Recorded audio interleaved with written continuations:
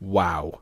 Okay, so that just happened. After staying up all night to watch the stream of E3, I'm actually rather glad that I did. And I'm glad I actually waited and to make this video because I was going to make it immediately after the Microsoft conference.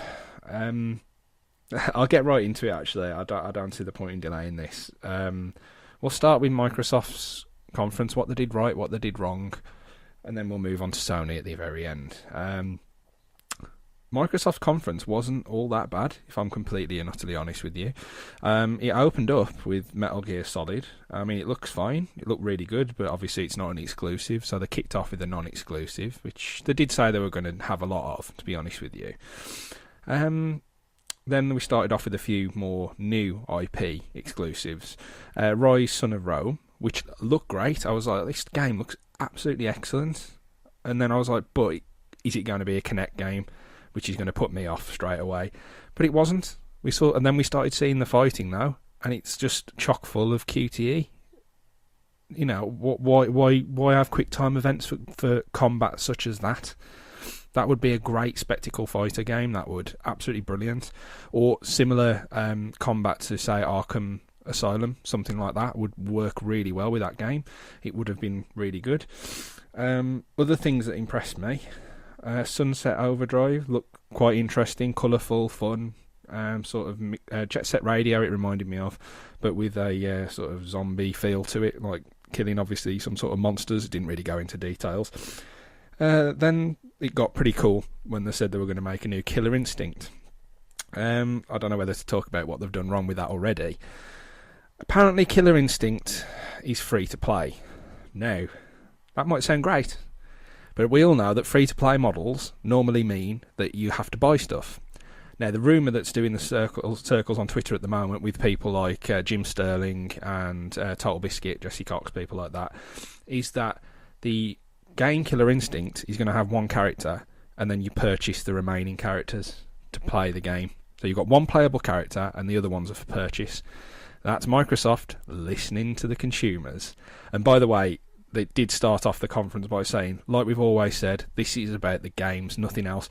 Can I just tell you something, Microsoft? You're the ones who had two press conferences, both talking about stuff that wasn't game related. We didn't design those conferences. You did. So you were the ones who were concentrating on anything but games.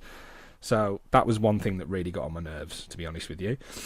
But yeah, Killer Instinct could be cool, but if the rumours are true that it's free to play and you have to pay for the other characters to use, that's going to be absolutely dreadful. Then we got the things that I was very, who cares about? I mean, Forza, there's another Forza, so what?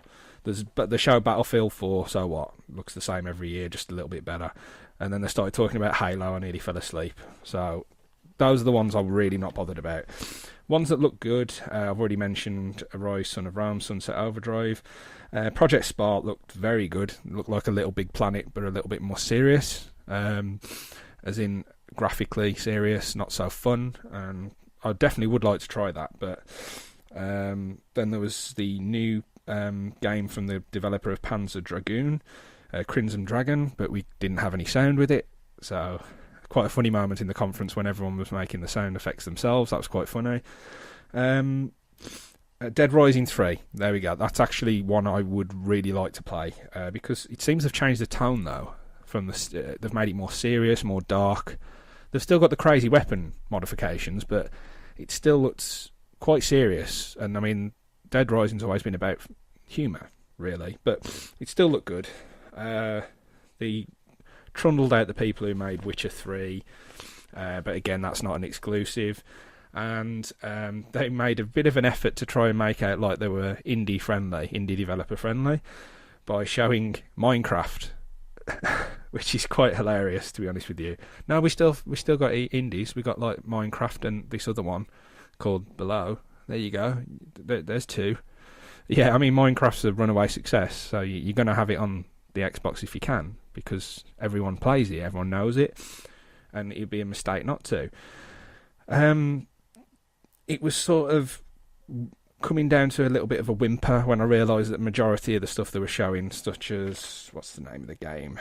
Quantum Break, a lot of the stuff that they were showing was pre-rendered trailers, and if anything's Dead Rising's taught me anything. Did I say Dead Rising? Sorry, Dead Island. If it taught me anything, is don't look at a pre-rendered trailer and think it's going to be a good game, because I didn't think much of Dead Island. And Quantum Break could be exactly the same. It could be one of those things that are just a bit meh, to be honest with you.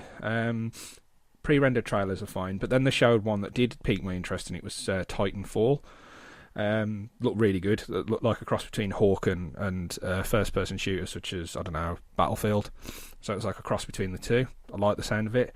Looks really good. And they claimed it isn't exclusive though, but the thing is it's on PC as well. And everyone who I follow again was saying, well, I'm just going to buy it on PC because my PC's better than the Xbox, the new Xbox. Let's not forget, a lot of these game journalists have got PCs that are going to be better than that, because the amount they have to spend to make sure that they can run everything on the PC. So, those are the things that impressed me. A lot of the things that didn't impress me. Spent a long time talking about the 360. I know that they've got to make sure that they don't look like they're abandoning their old console for people who can't afford the new one, which is fair enough, but they did spend a lot of time talking about that. Constant cloud references makes me think that to get the most out of your games, such as Forza, you're going to have to be connected to the internet constantly, which doesn't sound good to me. Twitch TV, there's a collaboration with them. That does sound good, because you can just press a button and start broadcasting. So for people like me and people more famous than me, that sounds like it could be pretty handy. Now, this is where it's all sort of fell apart for them, really. Apart from the fact that you could see through the little things that they were trying to make themselves look better with, such as the indie thing. It was like, we're still indie. Look, we got Minecraft. It's like, yeah, we can tell you you're not. So just let it go. The price was $499 or £429, and everyone was like, that's too much. And this is the problem when you've got a peripheral like the Kinect in with the package, and things won't work without it. When you've got something like that, this is what you end up with. You end up with a price like that. Now, but even with that price, I thought, well, Microsoft haven't done a bad job here, considering how bad the other conferences went, and you can see my other two videos to check out how bad they were. I was actually compelled to do videos about it because of how annoyed I was with their decisions. They didn't talk about anything that we were bothered about. DRM didn't talk about. Always checking in online didn't talk about. Used games didn't talk about. And they cancelled their round the table after the conference, so the press weren't able to ask any questions either. But then along comes Sony. Along came a spider. And Sony, what I said in the previous video as well about Xbox One, all Sony have to do is do the opposite of what Microsoft are doing, and they'll win. It's all they have to do is come across like they're the ones who have listened, and they'll win. Because let's face it, they didn't listen with PlayStation 3. They were too arrogant, and the Xbox 360 and other console. Well, the Wii was obviously the big console as in terms of sales, but the PlayStation 3 was their launch. They just thought too much of what they had. This time, it seems like they listened. They came in, and apart from the fact that their conference was just game after game after game after game, and very good games as well, and again, cross-platform games. These are games that will be available on the Xbox One as well as the PlayStation 4, but they had indie developers. They had the creators of Bastion talking about their new game. They had indie developers playing their games on stage for the fact that they will be available on the PlayStation Network. And they made a big deal of the fact that indie developers could self-publish on there. So basically, they were like, Microsoft has shown you 2 games. We're going to show you, 10, and we're going to tell you that indie developers can self-publish with us. So they won that one, hands down. And I started to think, this is going really well, because even they did take time out to talk about Netflix, to talk about the fact you can watch sports on the PlayStation 4, but it was about a minute and a half, 2 minutes, and then it was back to game. You like games? Have a look at these games. And it couldn't have gone better for me. And then they come along and they drop the bomb. There's no restrictions on used games.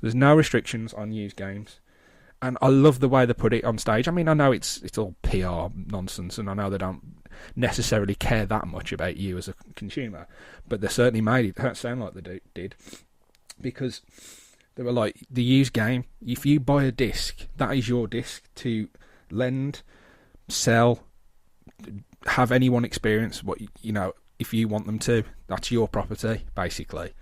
And that's exactly what I've been saying before. I was totally expecting Sony to still say that the used game thing was going to be a problem, like Microsoft, but they haven't.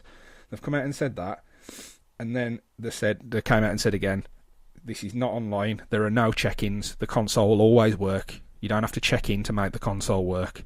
And the place just went nuts.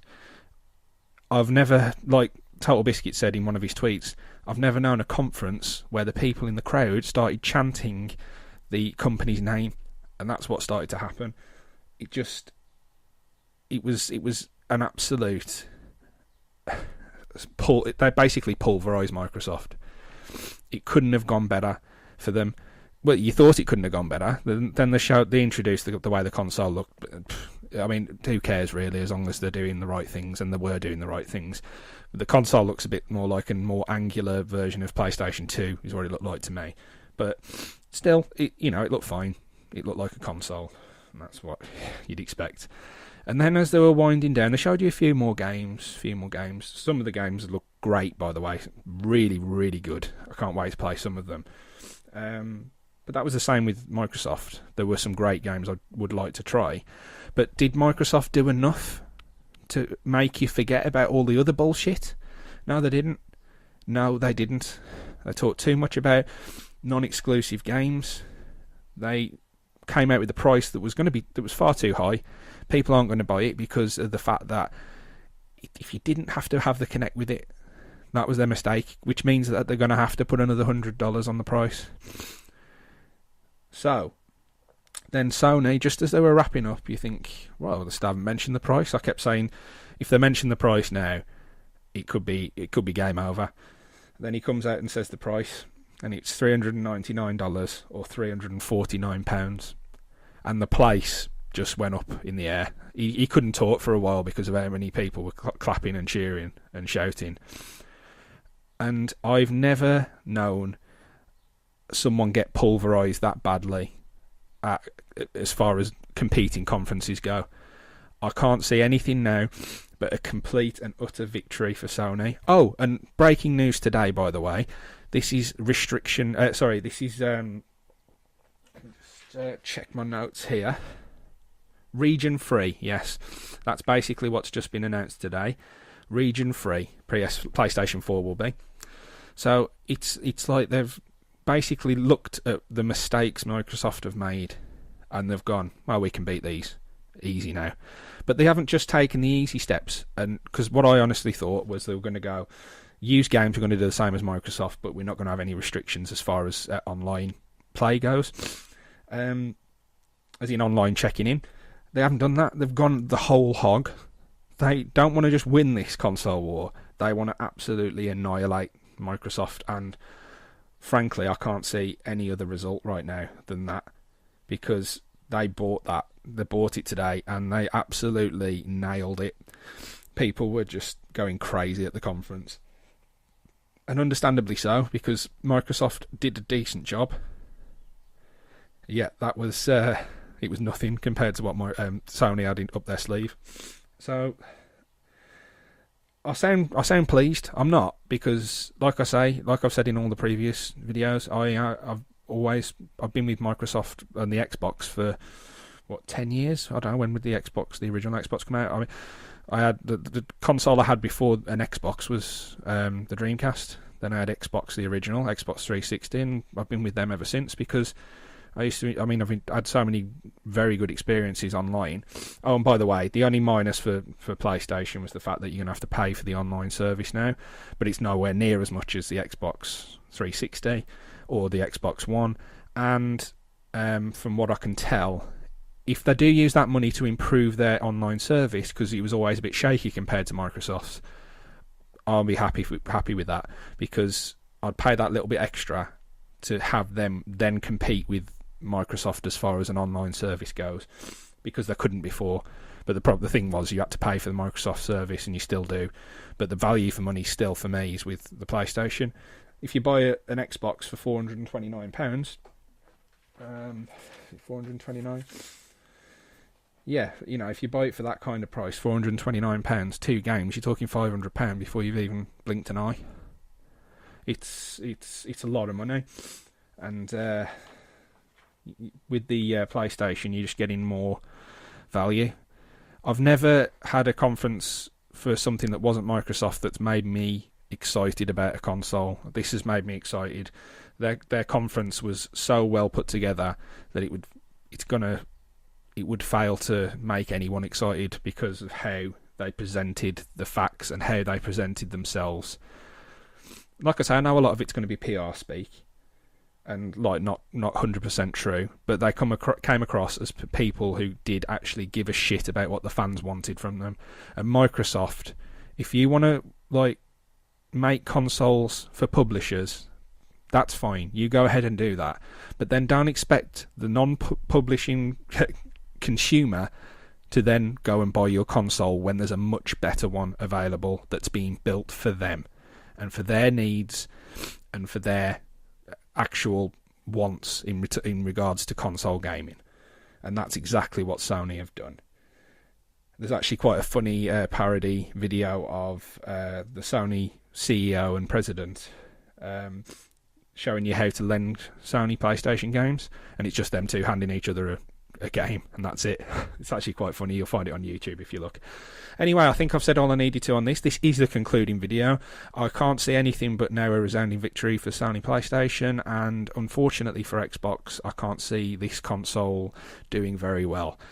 It's a shame, but you know, if you're going to treat your customers like shit, expect them to answer back by giving money to your competitors who are making a much better and much more consumer-driven machine.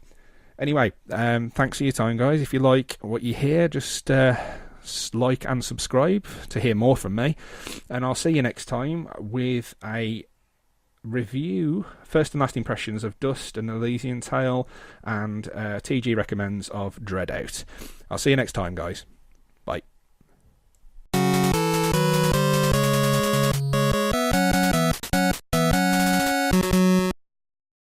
I just prefer the other. Bullshit! How can it be bullshit to state a preference?